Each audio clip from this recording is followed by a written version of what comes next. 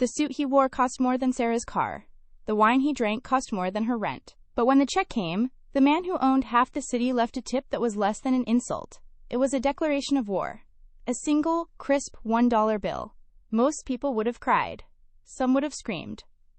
But Sarah Jenkins did something that made the entire restaurant freeze. She didn't know it yet, but that single dollar was the most dangerous object she had ever touched, and her reaction was about to unlock a secret that had been buried for 40 years. The rain in Seattle doesn't wash things clean. It just makes the grime slicker. It was a Tuesday night in November. The kind of night that seeps into your bones and reminds you of every bad decision you've ever made. Sarah Jenkins stood by the service station of L'Ors d'Or, the Golden Bear, trying to massage the cramping arch of her right foot without looking like she was slacking off. She was 28 years old, but in the reflection of the polished brass espresso machine, she looked 40. The dark circles under her hazel eyes were heavy, carrying the weight of 2 jobs, a radiator that hissed but didn't heat, and a tuition bill for her 6-year-old daughter Emily that was currently sitting on her kitchen counter with a bright red final notice stamp. Table 4 needs water, Sarah. They don't need a statue, Pierre, the floor manager, hissed as he swept past. Pierre was a man who believed kindness was a limited resource, one he preferred not to waste on the staff. On it, Pierre, Sarah said, her voice steady. She grabbed the crystal pitcher. The ice clanked, a sharp, expensive sound. Everything in L'Ors d'Or sounded expensive. The heavy velvet curtains dampened the noise of the outside world, creating a sanctuary for the city's elite.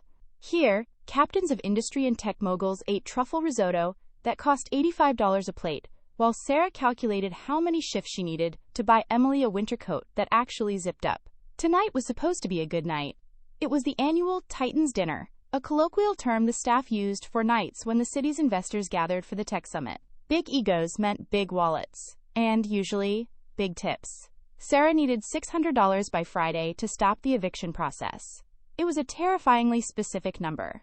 If she could just turn over 3 high-top tables tonight with 20% tips, she might make half of that. She poured water for a young couple who didn't look up from their phones. She cleared a plate of half-eaten sea bass from a table of businessmen discussing layoffs with the casual tone of people discussing the weather. She was invisible, a ghost in a waistcoat.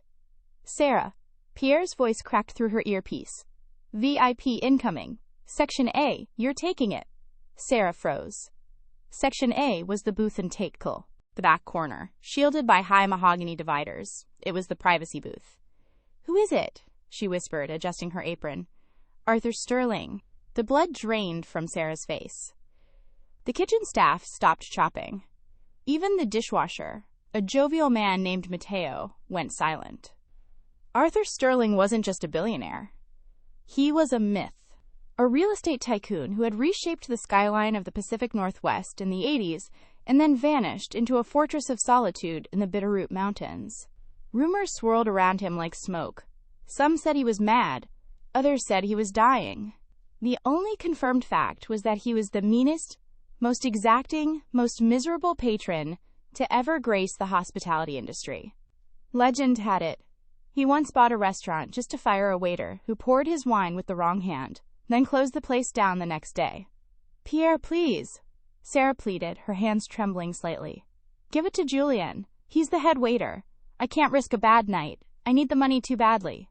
Pierre turned, his eyes cold and hard like marbles. Julien is out with the flu. You're the senior server on the floor, Sarah. Don't embarrass this house. If he complains, even once, don't bother coming in tomorrow. The threat hung in the air, heavy as the scent of roasting garlic and anxiety. Sarah swallowed the lump in her throat. She didn't have a choice. She thought of Emily sleeping in her drafty bedroom, hugging her worn-out stuffed rabbit. She thought of the eviction notice. I'll handle it, she said. She didn't know that Arthur Sterling wasn't coming for the food. He was coming for a hunt. The door opened, and the wind from the street blew in, causing the candlelight on the tables to flicker. Arthur Sterling entered. He was in a wheelchair, pushed by a silent, hulking bodyguard, who looked more like a retaining wall than a human being. Sterling was frail, his skin like parchment paper stretched over sharp cheekbones, but his eyes, icy, piercing blue, were devastatingly alive. He wore a charcoal suit that was impeccably tailored to his seated frame, and a silk ascot that looked like it belonged in a 19th-century oil painting. The restaurant fell silent. It was the kind of silence usually reserved for funerals or bomb threats. Sarah took a deep breath, smoothed her skirt, and approached the table. She forced the professional smile that she had perfected over 10 years of service. Good evening, Mr. Sterling. Welcome to Laura's Door. My name is Sarah, and I'll be taking care of you tonight. Sterling didn't look at her. He looked at the tablecloth. He reached out a skeletal hand and scratched at an invisible spot on the linen. There is lint, he croaked. His voice sounded like gravel grinding together. I beg your pardon, sir? Lint. On the table, change it. Sarah looked. The cloth was pristine. Sir, I can assure you. Change. It! He finally looked up, and his gaze hit her like a physical blow. There was no kindness there, only a scrutinizing predatory intensity. Sarah nodded quickly. Right away, sir. She stripped the table while he watched, his eyes narrowing. She replaced it with a fresh cloth, her hands shaking so badly she almost knocked over the salt cellar. She reset the silverware. Water, he commanded. No ice. Room temperature. Exactly 68 degrees. If it's cold, I send it back. If it's warm, I leave. Sarah rushed to the bar. She actually used the digital thermometer the barista used for milk to check the water temperature. 67.8 degrees. Close enough. She brought it back. He took a sip. He grimaced, swirling the liquid in his mouth as if it were poison. He swallowed hard. Acceptable. Barely. The dinner service was a gauntlet of psychological warfare. He ordered the beef Wellington, but demanded the mushrooms be removed individually after cooking, claiming he liked the essence of fungi, but not the texture. He wanted his wine decanted for exactly 7 minutes. Not 6, not 8.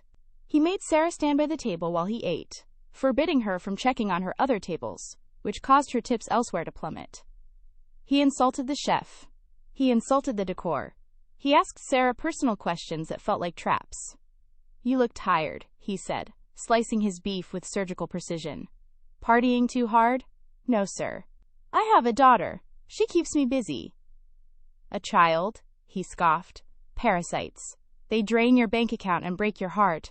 I suppose you're working here to pay for her vanity? Sarah felt a flash of hot anger in her chest. Vanity? She was working here to keep a roof over Emily's head.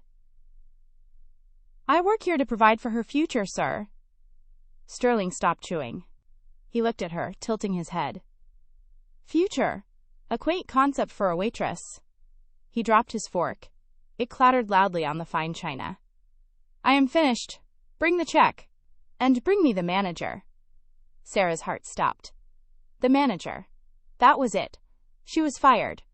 Pierre would throw her out before the shift ended. She walked to the POS system, her legs feeling like lead. She printed the bill. It came to $485.50. She returned to the table. Pierre was already there, bowing and scraping, sweating through his shirt. Was everything to your satisfaction, Mr. Sterling? Pierre asked, his voice trembling.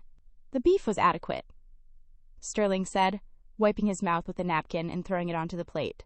A gesture of utter disrespect. The service, however, he looked at Sarah. Sarah held her breath, was attentive. Sterling finished. She followed instructions, rare these days. Pierre let out a breath that sounded like a deflating tire. Excellent. So glad to hear. Sterling pulled out a black leather checkbook. He didn't use a credit card. He wrote a check for the bill amount. Then, he reached into his pocket. Sarah watched. This was the moment. The Titans' dinner usually yielded 25% tips. On a $500 bill, that was $125. That was the electric bill. That was groceries for a week. Sterling pulled out his hand. He placed a single bill on the table, folded into a tight, sharp triangle. For your trouble, Sterling whispered, looking Sarah dead in the eye. He signaled his bodyguard. The giant man wheeled him away, leaving the restaurant in a wake of expensive cologne and stunned silence. Sarah reached for the bill. Her hands were trembling. She unfolded the triangle. It was a $1 bill. Not 100. Not even a 20. A single, wrinkled George Washington. The restaurant noise rushed back in. The clinking of glasses, the laughter, the jazz music. but Sarah couldn't hear any of it. All she could hear was the rushing of blood in her ears. She stared at the dollar bill. It was old. The edges were fraying. It looked like it had been through the wash a dozen times. $1. For 3 hours of abuse. For standing by his table while her other customers grew neglected. For the humiliation of the lint. For the parasite comment about her daughter. Pierre walked over, checking the leather folder. He saw the check for the food, and then he saw the single dollar bill in Sarah's hand. Pierre let out a short, cruel laugh. Well, he sneered. I guess you aren't as charming as you think, Sarah. Mr. Sterling knows quality. Clearly he didn't find it here. He said the service was attentive. Sarah stammered, tears stinging the corners of her eyes. Words are wind, Sarah. Money is truth. He tipped you $1. That is the international symbol for, you are worthless. You embarrassed the house. Pierre snatched the check for the meal. Clean this table. And don't expect the good section tomorrow. You're back on lunch shift. Lunch shift? That meant half the money. That meant the eviction was guaranteed. Something inside Sarah snapped. It wasn't a loud snap like a breaking bone.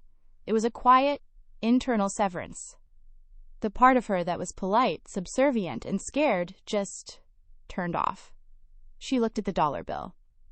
She looked at the door where Arthur Sterling had exited just moments ago. No, she whispered.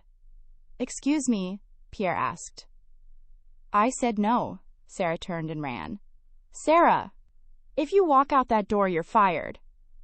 Pierre screamed after her, causing the entire dining room to look up. Sarah didn't care. She burst through the heavy oak doors of the restaurant out into the cold Seattle rain. The wind hit her wet face instantly. She scanned the street. Down the block, she saw the massive black silhouette of a Maybach limousine. The bodyguard was just folding the wheelchair into the trunk. The rear door was open. She ran. She ran in her uncomfortable service shoes, slipping on the wet cobblestones, her apron flapping in the wind. She wasn't running to yell. She wasn't running to beg. She was running because she had one shred of dignity left, and she wasn't going to sell it for $1. Mr. Sterling, she shouted, breathless, as she reached the car. The bodyguard stepped in front of her, a wall of muscle. Back off, lady. Wait. A voice came from inside the dark car. The bodyguard stepped aside.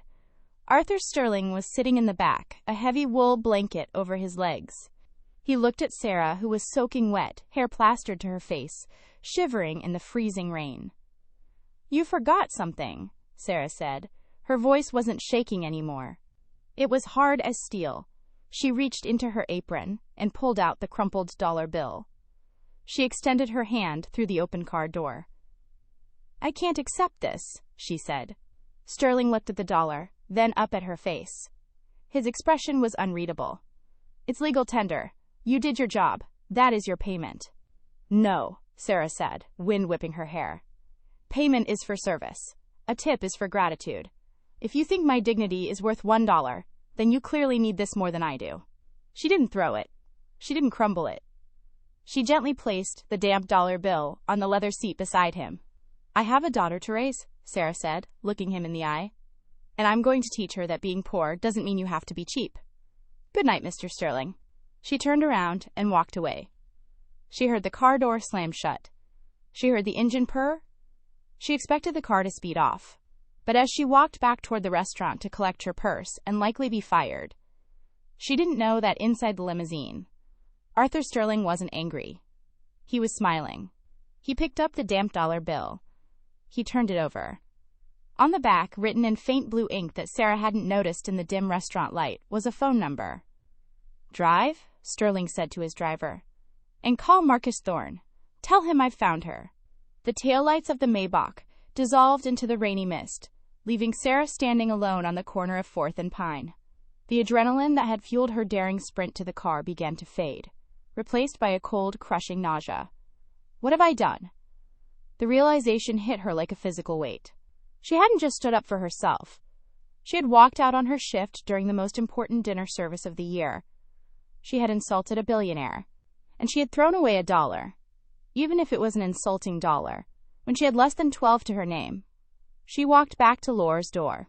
She didn't have a choice. Her purse, her coat, and her phone were still in the staff locker room. When she pushed open the heavy oak doors, the poor restaurant was still buzzing, but the atmosphere in the service station was toxic. Pierre was waiting for her. He wasn't yelling anymore. He was writing on a clipboard, his face set in a grim, satisfied smirk. "I'm here for my things," Sarah said, her voice hollow. Pierre didn't look up. "Locker 4 is already cleared out. Your belongings are in a trash bag by the back exit. Don't come through the front of the house again." Sarah felt a flash of heat. "I worked this shift, Pierre. I'm owed my tips from the early tables." Pierre finally looked up, closing the clipboard with a sharp snap. "You walked off the floor." "That's job abandonment. As per company policy, you forfeit your tips for the shift to cover the disruption damages. In fact, if you want to push it, I can sue you for the reputation damage you caused tonight." "Do you have a lawyer, Sarah?" He knew she didn't. He knew she couldn't afford a lawyer to fight a parking ticket, let alone a wrongful termination suit against a restaurant group with deep pockets. "You're a monster," she whispered. "I'm a manager," Pierre corrected coldly, "and you are blacklisted. I'm on the group chat with the managers of the Cobalt Room, Serafina, and Blue Water Grill. By morning, everyone in this city will know that Sarah Jenkins throws tips back at customers. You'll be lucky to get a job washing dishes at a truck stop." Sarah grabbed the black trash bag sitting in the alleyway puddle and walked to the bus stop. The ride home was a blur of neon lights and misery. She lived in a basement apartment in White Center, a neighborhood that was slowly gentrifying but hadn't reached her block yet. Her building smelled of damp drywall and boiled cabbage. When she unlocked the door, the silence of the apartment greeted her. Mrs. Higgins, the elderly neighbor who watched Emily for $20 a night, was asleep on the armchair. "Sarah?" Mrs. Higgins stirred, adjusting her glasses. "You're early." "It's not even midnight." "Slow night," Sarah lied, putting the trash bag down gently so it wouldn't rustle. "How was she?" "Coughing again." "That damp in her room is getting worse, dear. You really need to get the landlord to fix that windowsill." "I will," Sarah said, the lie tasting like ash in her mouth. She handed Mrs. Higgins a $20 bill, her last one. "Thank you, Martha." When she was finally alone, Sarah walked into the small bedroom she shared with her daughter. 6-year-old Emily was curled up under a pile of blankets, her breath rattling slightly in her chest. The winter coat Sarah had promised herself she would buy with tonight's tips felt a million miles away. Sarah went to the kitchen table and sat down. She put her head in her hands. Then she saw it. Lying on the counter, next to the unpaid electric bill, was a new envelope. It was bright red. Eviction notice, 48 hours to vacate. They had moved the date up. She didn't have until Friday, she had until Thursday morning. She checked her bank balance on her cracked phone screen. $14.22. She had no job. She was blacklisted. She had $14. And in 48 hours, she and her sick daughter would be on the street. Sarah didn't cry. She was past crying. She felt a strange, cold numbness spreading through her. She walked to the window and looked out at the rain-slicked pavement. She thought about the dollar bills she had left on the leather seat of the Maybach. Pride, she thought bitterly. Pride is a luxury for the rich. I should have kept the dollar. I could have bought Emily a cup of soup with it. She went to sleep fully clothed, afraid that if she took off her uniform, she would never find the strength to put clothes on again. The next morning broke gray and heavy. Sarah was up at 5 a.m. She didn't tell Emily she had lost her job. She dressed Emily for school, making a game out of layering 3 sweaters on her because the heating had finally cut out completely. "Mommy, why are you wearing your running shoes?" Emily asked, munching on dry toast. "I'm going to run some errands today, baby." "Lots of walking," Sarah said, forcing a smile that didn't reach her eyes.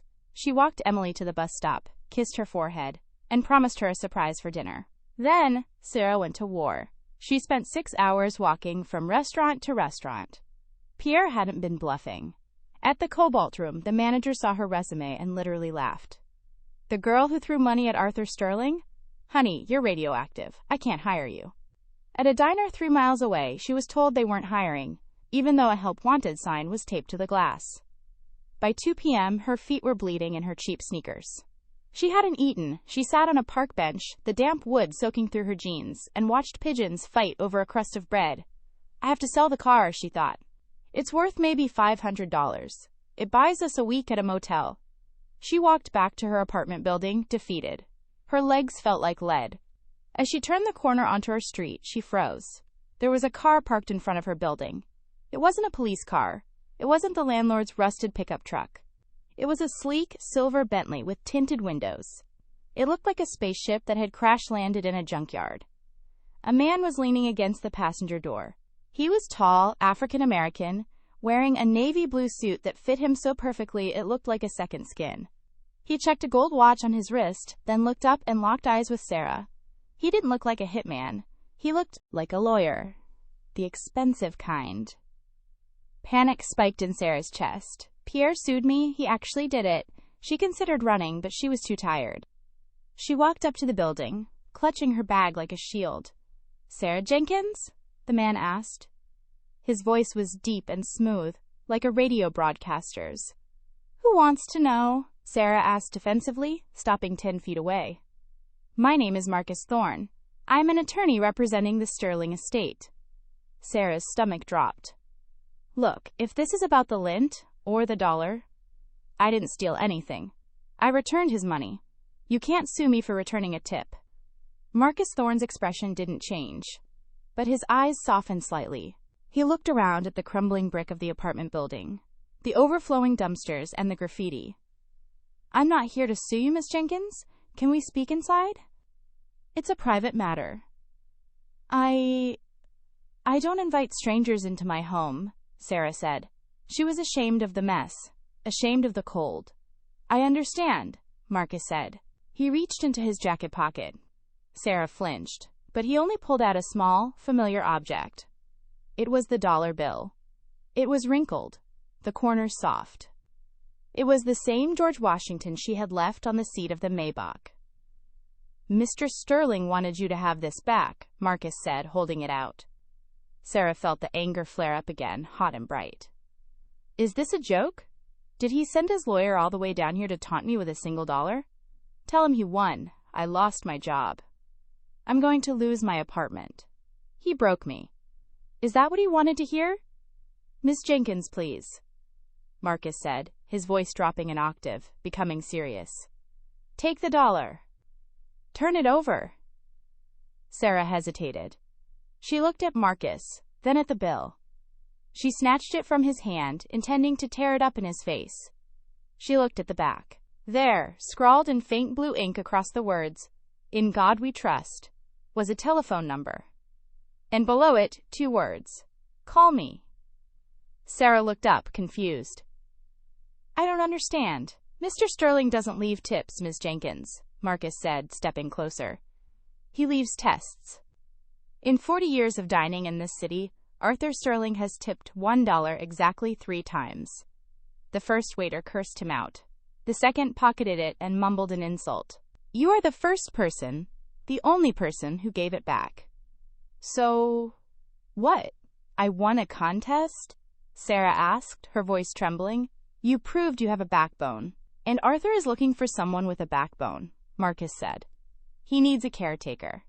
His previous staff, they agree with him too much. They fear him. He needs someone who isn't afraid to tell him the truth, even when it costs them. Marcus pulled a thick, cream-colored envelope from his briefcase. This is an employment contract. It is a trial period. 1 week. You will live at the Sterling estate in the Bitterroot Mountains. You will attend to Mr. Sterling's personal needs, schedule, meals, correspondence. If you survive the week without quitting or being fired, you will receive a bonus of $10,000. Sarah's breath hitched. $10,000? And, Marcus continued, your starting salary, should you be hired permanently, is $150,000 a year, plus full benefits, plus tuition coverage for your dependent. The world seemed to tilt on its axis. $150,000. That wasn't just money. That was life. That was Emily's health. That was college. That was safety. But, Marcus warned, raising a finger, You should know. He is difficult. The rumors don't do him justice. He is a tyrant. He will try to break you. He has fired 5 nurses in the last month alone. This is not a charity offer, Sarah. It is a job for someone who can walk through hell and keep smiling. Sarah looked at the eviction notice, still burned into her memory. She looked at the damp building behind her. She thought of Pierre's smirk. I don't need to smile, Sarah said, gripping the dollar bill tight. I just need to survive. Is that a yes? When do I start? Now, Marcus said. He opened the back door of the Bentley. Pack a bag for you and your daughter. We have a guest cottage on the grounds. We're leaving in 20 minutes. The drive to the Sterling estate took 2 hours, winding deep into the mountains outside the city.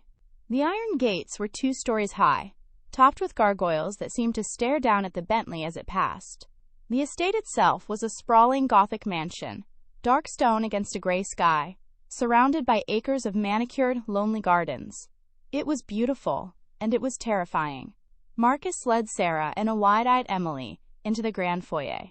It was cold inside, almost as cold as Sarah's apartment. The furniture was covered in white dust sheets, like ghosts. It keeps the heat low, Marcus explained, seeing Sarah shiver. He says heat makes the mind sluggish. Where is he? Sarah asked. In the library. He's expecting you. Marcus looked down at Emily. I'll have the housekeeper, Mrs. Gable, take Emily to the cottage. It's warm there, I promise. There are toys. She'll be safe. Sarah hesitated, but Emily looked at Marcus with trust. Go on, Mom, Emily whispered. Go get the bad man. Sarah smiled weakly. She straightened her spine, smoothed her thrift store blouse, and nodded. Marcus led her to a set of double mahogany doors. He didn't knock. He just opened them and stepped aside. Arthur Sterling was sitting by a massive fireplace, though the fire was barely an ember. He was in his wheelchair, facing the window, watching the rain. You're late, Sterling's voice rasped, not turning around. I had to pack, Sarah said, stepping into the room. She didn't apologize. Sterling spun his wheelchair around. He looked even more frail than he had in the restaurant, wrapped in a thick cardigan. But those blue eyes were just as sharp. So, Sterling sneered, the waitress returns. Thorne tells me you accepted the money. I thought you had principles. Sarah didn't flinch. She walked further into the room until she was standing 5 feet from him. I accepted a job, Mr. Sterling. That's an exchange of labor for capital. That's business. Taking a $1 tip for good service? That's charity. I don't take charity. Sterling stared at her for a long, uncomfortable silence. He studied her face, searching for a crack in her armor. You have a loud mouth, he muttered. Pour me a drink. Scotch. Neat. And if you spill a drop, you're walking home. Sarah walked to the crystal decanter on the side table. She poured the amber liquid into a tumbler. Her hand was steady. She walked over and held it out to him. As he reached for it, he intentionally knocked his hand against hers. The glass fell. It didn't break on the thick Persian rug, but the expensive scotch splashed all over Sarah's shoes and the hem of her pants. Clumsy, Sterling barked. Incompetent! Look at what you've done to my rug. Clean it up. On your knees. It was a test. It was a blatant, cruel test. He wanted to see if she would scramble. He wanted to see if she would beg. Sarah looked at the stain on the rug. Then she looked at Sterling. She didn't kneel. Instead, she grabbed the linen napkin from his lap, dipped it into the water pitcher on the side table, and dropped the wet cloth onto the rug. I'll call the housekeeping staff to handle the rug, sir, Sarah said calmly. They have the proper solvents. If I scrub it with water, it will set the stain. You wouldn't want me to ruin a $50,000 rug just to satisfy your power trip, would you? Sterling's mouth twitched. And regarding the drink, Sarah continued, picking up the glass and placing it back on the table. You knocked it out of my hand. If you want another one, you can ask nicely. Or you can stay thirsty. The air in the room was electric. Marcus Thorne, standing by the door, held his breath. No one spoke to Arthur Sterling like that. No one. Sterling looked at the empty glass. He looked at his shaking hands. Then, a dry, wheezing sound erupted from his chest. It took Sarah a moment to realize what it was. He was laughing. Thirsty? Sterling cackled. She says I can stay thirsty. He looked at Sarah, his eyes gleaming with a strange light. You're hired, he said. Now, get me that drink, please. 3 months passed. The winter in the Bitterroot Mountains was harsh, burying the estate in 5 feet of snow, effectively cutting them off from the world. But inside the mansion, a strange thaw had begun. Sarah didn't just survive the week, she thrived. She learned that Arthur Sterling didn't want a servant, he wanted an opponent. When he refused to eat his soup because it was swill, she sat opposite him and ate it herself, describing the flavor in excruciating detail until his stomach growled and he demanded a bowl. When he insulted her education, she read aloud from his own library books, debating him on history and philosophy until late into the night. But the real change came from Emily. Sarah had tried to keep her daughter invisible, fearing Sterling's wrath. But one afternoon, Sarah was in the kitchen supervising the chef when she heard a sound that made her blood freeze. It was the piano in the grand hall. Someone was playing. Not well. It was a clumsy, halting version of Twinkle, Twinkle, Little Star. But the notes echoed through the silent house. Sarah ran. She burst into the hall to stop Emily, terrified that Sterling would fire them on the spot for the noise. She stopped dead in the doorway. Arthur Sterling was there. He wasn't yelling. He had wheeled his chair right up to the bench. Emily was sitting there, her small fingers pressing the ivory keys, and Sterling was pointing. No, child, Sterling rumbled, his voice unusually soft. The wrist must be higher. Like a swan's neck. Gravity does the work, not the muscle. Emily giggled. Like a swan? Precisely. Again. Sarah watched, hidden in the shadows, tears streaming down her face. She realized then that the monster of Seattle was just a man who had been lonely for a very, very long time. But the peace didn't last. 2 weeks later, the coughing started again. It wasn't the dry cough of a cold. It was the wet, rattling rasp that Sarah dreaded. The dampness of their old apartment had done deep damage to Emily's lungs, and the mountain altitude was complicating it. One night, Sarah woke up to the sound of gasping. She rushed to Emily's bed. Her daughter's lips were blue. She was fighting for air, her chest heaving uselessly. Emily! Sarah screamed. She grabbed her phone to call 911, but there was no signal in the storm. The landline was down. She scooped Emily up in her arms, wrapped her in a quilt, and ran to the main house. She pounded on Sterling's bedroom door. Help! Please! She can't breathe! The door opened. Sterling sat there, looking at the bundle in Sarah's arms. He heard the wheezing. His face went pale. A look of pure, unadulterated horror crossed his features. It was a look of recognition. The rattling, he whispered. Cystic degradation. We need a hospital, Sarah cried. The roads are blocked. Sterling didn't hesitate. The frailty vanished. He spun his wheelchair around and slammed his hand onto a panic button on his bedside table. Thorne, he shouted into the intercom. Initiate code red. Get the chopper, now. Sir, the weather. Marcus's voice crackled back. I don't care about the weather. I will not lose her too. Do you hear me? I will not lose another one. For the next 6 hours, the Sterling estate became a field hospital. A private medical helicopter braved the blizzard to land on the lawn. A team of specialists, paid for by Sterling's billions, set up a triage unit in the library. Sarah sat in the corner, holding Emily's hand, praying. Sterling sat opposite her, his eyes never leaving the little girl's face. He looked 10 years older. My daughter, Sterling whispered into the silence of the room, the first time he had spoken of his past. Clara. She had the same cough. 40 years ago. I had all the money in the world, and I couldn't save her. The doctors were too slow. The research wasn't there. He looked at Sarah, his eyes burning with intensity. I spent the last 40 years funding respiratory research. I built wings of hospitals. I destroyed pharmaceutical companies that hiked prices on inhalers. I have been waiting for a chance to win this fight. By dawn, Emily's breathing had stabilized. The new experimental treatment, developed in a lab funded by the Sterling Foundation, had worked. When the head doctor nodded that she was safe, Sarah collapsed into a chair, sobbing with relief. Sterling wheeled himself over to her. He reached out a trembling hand and placed it on her shoulder. She will not go back to that basement, he said fiercely. She is a Sterling now. In spirit, if not in blood. You have my word. Arthur Sterling died 3 months later. He didn't go out with a bang. There was no medical emergency, no beeping machines. He simply went to sleep in his favorite armchair, facing the window, watching the spring rain wash over the Bitterroot Mountains. And he never woke up. He died knowing that the crushing silence of the Sterling estate had finally been broken by the clumsy, beautiful sound of a 6-year-old playing the piano. But if his death was quiet, the aftermath was a hurricane. The funeral was a media circus. Helicopters buzzed overhead like flies.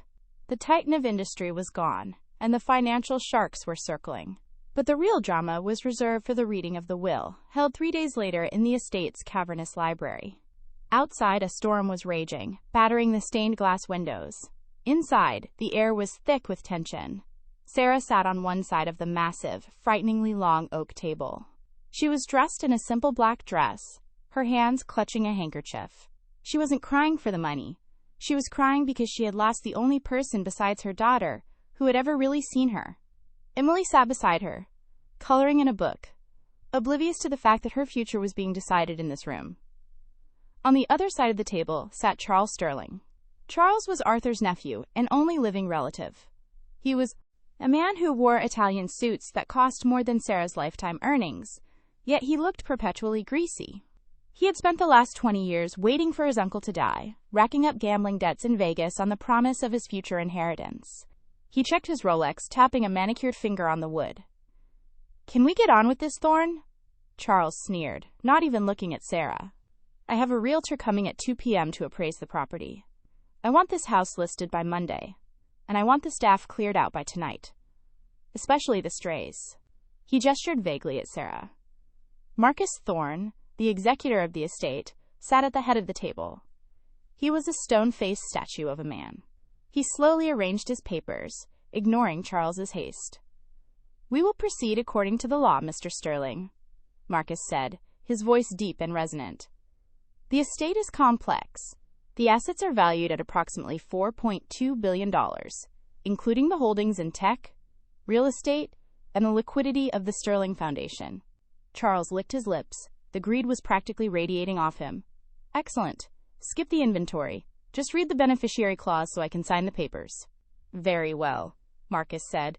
He adjusted his glasses and lifted the heavy, cream-colored document. "The last will and testament of Arthur Sterling contains a single specific clause regarding the primary beneficiary." Marcus looked up, his eyes hard behind his lenses. "To my nephew, Charles?" Charles sat up straighter, buttoning his suit jacket, a smug grin spreading across his face. He shot a look at Sarah, a look of pure, malicious triumph. "I leave the sum of $1. The silence that followed was deafening. The grandfather clock in the corner seemed to stop ticking. Charles blinked. "Excuse me, I think I misheard you." "I leave the sum of $1, Marcus repeated clearly. "Because, having watched you for 40 years, I have determined that is exactly what you are worth." Charles's face turned a violent shade of purple. He slammed his fist onto the table, making Emily jump. "This is a joke!" he screamed, spit flying from his mouth. "He was insane! He was a senile old bat! I am his blood! I will contest this in every court in the country! I will burn this legacy to the ground!" "The will is ironclad," Marcus said, his voice cutting through the shouting. "Arthur underwent daily psychological evaluations for the last 5 years specifically to prevent you from contesting it. He was of sound mind." "Then who?" Charles hissed, his eyes wild. "Who gets it? The cat? Some charity for 3-legged dogs?" Marcus turned his gaze slowly to Sarah. "To Sarah Jenkins," Marcus read. "The woman who taught me that dignity cannot be bought. I leave the entirety of the Sterling estate, the portfolio, the foundation, and the guardianship of my legacy." Sarah gasped, her hand flying to her mouth. The room spun. She gripped the edge of the table to keep from fainting. $4.2 billion. It was a number she couldn't even comprehend. It wasn't just wealth. It was an empire. "Her?" Charles shrieked, pointing a shaking finger at Sarah. "The waitress? The maid? You're giving my birthright to the help?" "However," Marcus interrupted, raising a hand, "there is a condition." Charles froze. A cruel, predatory light returned to his eyes. Aha! The trap. There's always a trap with Arthur. The condition, Marcus read, is a test of character. Arthur Sterling believed that money amplifies who you are.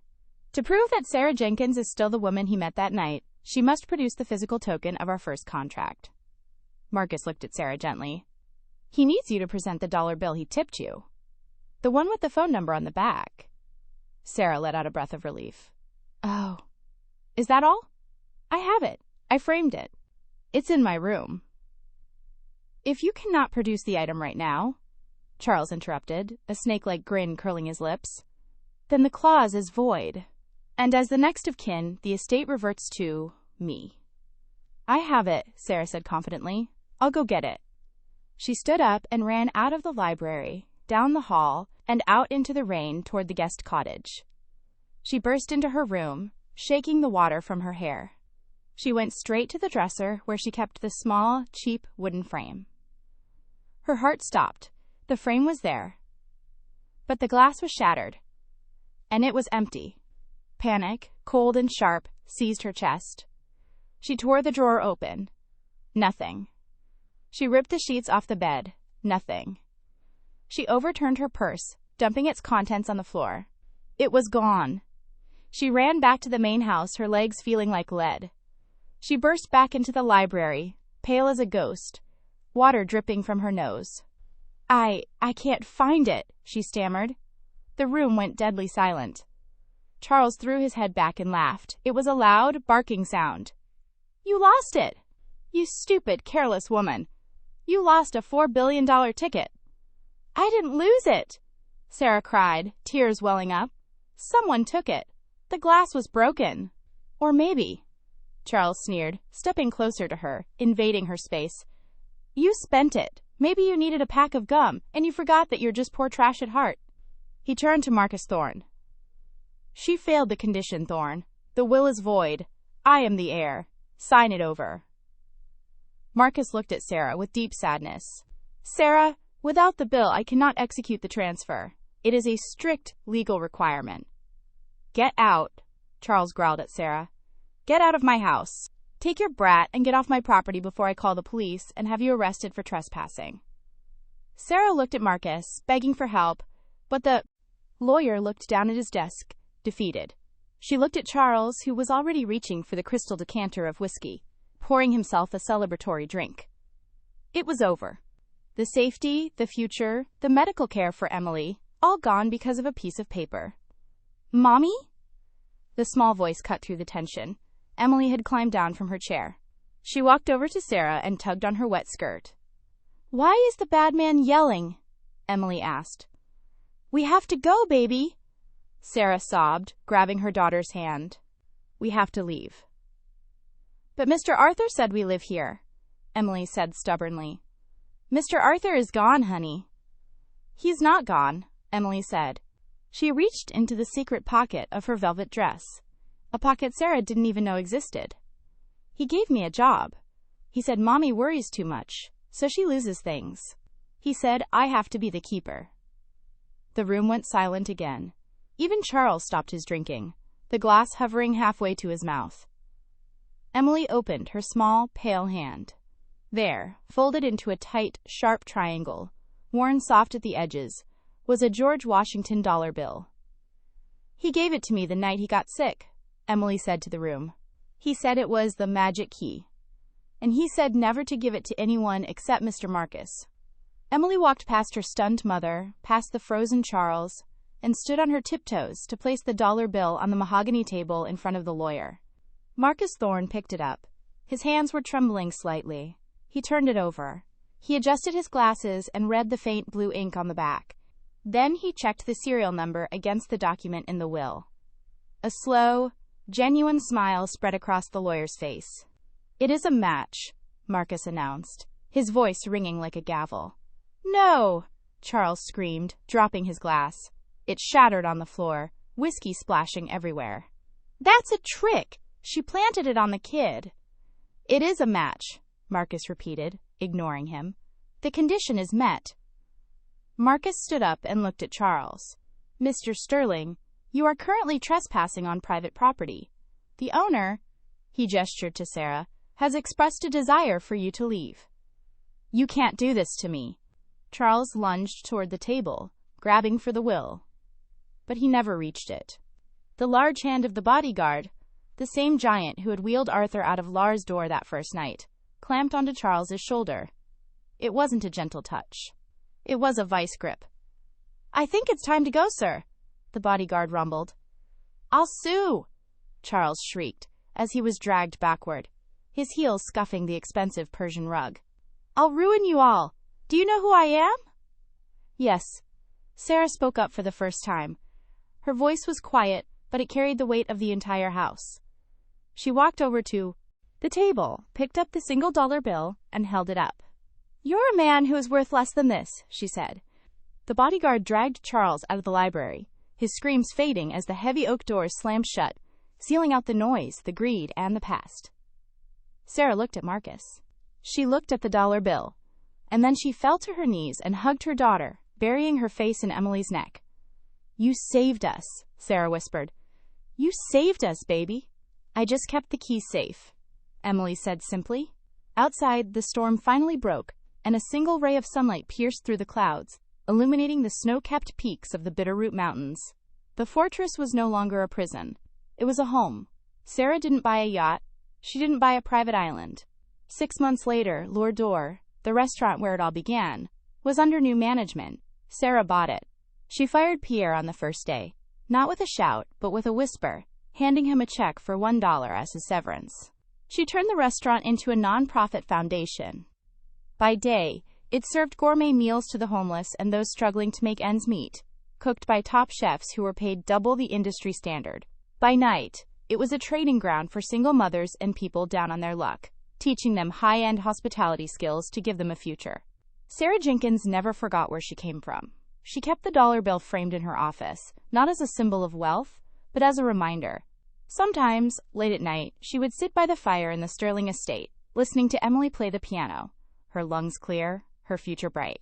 And she would pour 2 glasses of water, one for her, and one for the empty wheelchair opposite her. She would raise her glass. To the tip, she would whisper. And outside, the wind would howl through the Bitterroot Mountains, sounding suspiciously like a grumpy old man laughing. And that is the incredible story of Sarah Jenkins and Arthur Sterling. It's a powerful reminder that your self-worth is not defined by the money in your pocket, but by the integrity in your heart. Sarah could have kept that $1 and accepted the insult, but by standing up for herself, she changed the course of history for her and her daughter. It makes you wonder, how many life-changing moments do we miss because we are too afraid to speak up? If this story touched your heart, please hit that like button. It really helps the channel grow. And don't forget to subscribe and turn on notifications so you never miss a story that inspires. What would you have done if a billionaire tipped you $1? Would you have thrown it back or kept it?